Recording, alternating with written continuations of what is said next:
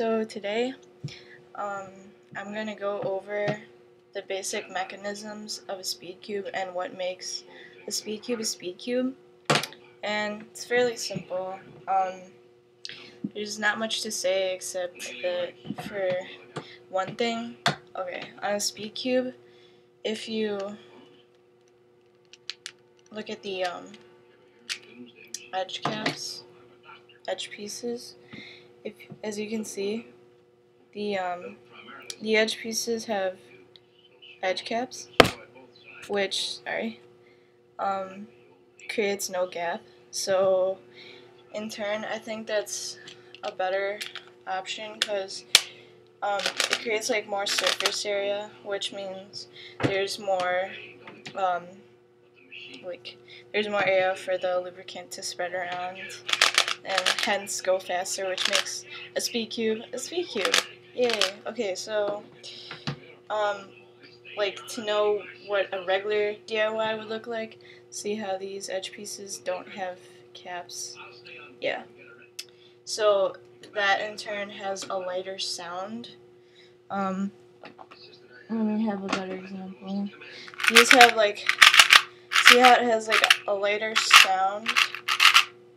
This one is a speed cube, it has a more hollow sound, so that's a difference in sound quality. Another major difference on the speed cube is that, let me take out a few of these pieces. Alright, if you see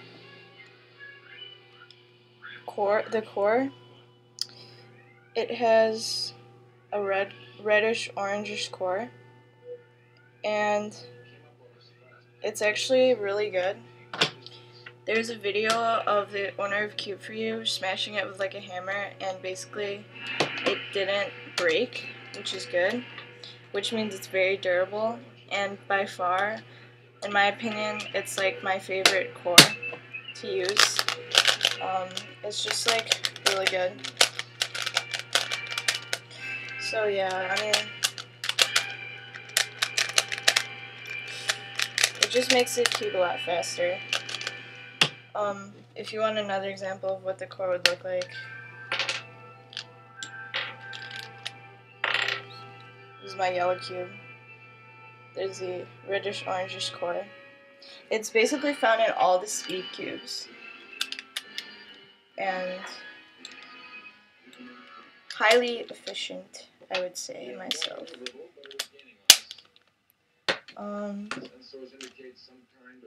This is my DIY Type A that I got out of Cube Fans, and as you can see here, it does not have edge caps, and it has a regular core.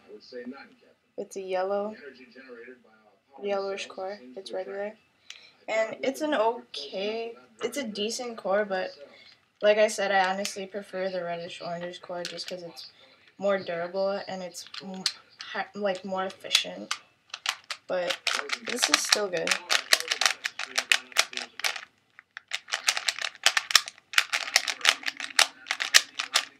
Still good. Yep. So those are the basic mechanisms of what makes a speed cube, and yeah, basically it.